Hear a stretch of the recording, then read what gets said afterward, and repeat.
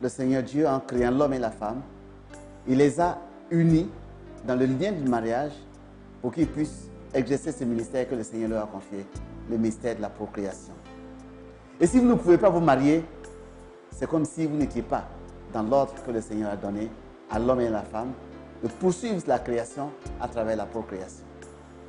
Donc aujourd'hui, je voudrais vous proposer une prière qui est d'une efficacité redoutable. Une prière qui vous permet, si vous la faites comme il convient, de vous marier sans aucune inquiétude. En général, quand on ne se marie pas, on se demande si c'est à nous la faute ou bien c'est la faute à notre partenaire. Est-ce que c'est la faute à la sorcellerie? Le Seigneur m'a donné une prière pour toutes les personnes qui vivent ce genre de situation de mari de nuit et de femmes de nuit qui ne peuvent pas se marier. Je voudrais vous donner des recommandations précises par rapport à cette prière qui va commencer le 1er juin pour finir le 9 juin.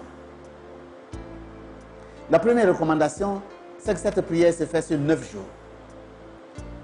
Et chaque jour, on fait cette prière en compagnie des anges, en compagnie des 9 cœurs des anges. Le premier jour, c'est le cœur des séraphins. Le deuxième jour, c'est le cœur des chérubins et ainsi de suite. Donc, ne sautez pas de jour, n'accumulez pas les jours. Vous faites un jour après l'autre et pendant 9 jours. Quand vous allez commencer la prière, n'oubliez jamais de faire 5 signes de croix. Ces 5 signes de croix vous protègent contre les assauts du malin. Parce que c'est une prière de combat. La prière de délivrance est toujours une prière de combat. Il faut se prémunir contre les attaques du démon. Et pour cela, vous faites 5 signes de croix qui vous réfugient dans les plaies de Jésus-Christ. Et vous savez que le sang de Jésus-Christ est une barrière infranchissable pour le démon. Il est extrêmement important que vous alliez dans la Bible et trouver le livre de Tobie et que vous lisiez le livre de Tobie du chapitre 3 au chapitre 12. Pourquoi? C'est là qu'on explique qu'une certaine Sarah qui voulait se marier, à cette reprise, le jour du mariage, le jour où le mariage va être consommé, le démon qui habitait Sarah a tué les fiancés. À cette reprise. En conséquence, si vous voulez vous marier et que vous avez des problèmes pour vous marier, il se pourrait que vous ayez un problème de mari de nuit ou de femme de nuit. Mais comment on sait qu'on a un mari de nuit ou une femme de nuit? Mais c'est très simple. Quand, pendant la nuit, dans vos rêves, vous avez souvent des rapports sexuels avec un partenaire et une partenaire qui prend des visages de souvent des personnes qui vous sont familières ou des personnes que vous ne connaissez pas. Si c'est régulier, sachez que vous avez un mari de nuit ou une femme de nuit. Et en général, les maris de nuit sont très violents dans leurs rapports sexuels. Et pour vous débarrasser de cela, vous devez faire cette prière que je vous propose. La prière sera affichée sur l'écran de notre page et sur YouTube également. Et vous pouvez suivre la prière et la faire. Le premier jour, je serai avec vous.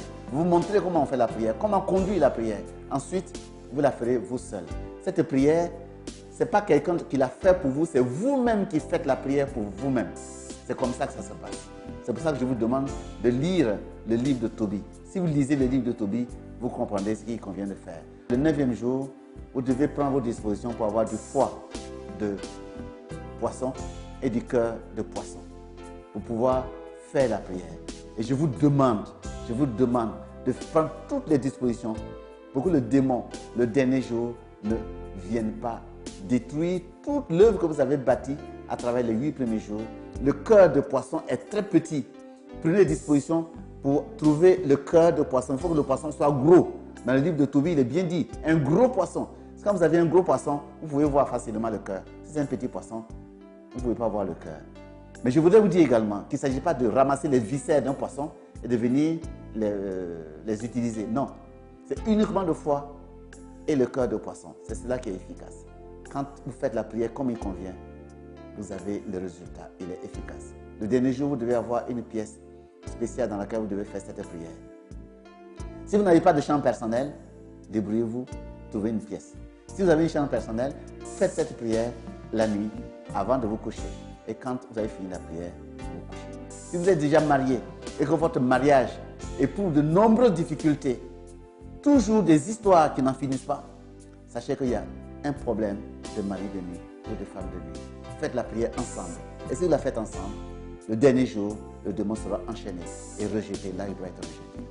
La prière n'est pas une formule magique qui opère sa magie.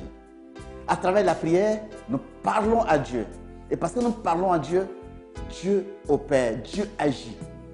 Faites la prière et vous verrez que Dieu est présent pour celui qui l'appelle.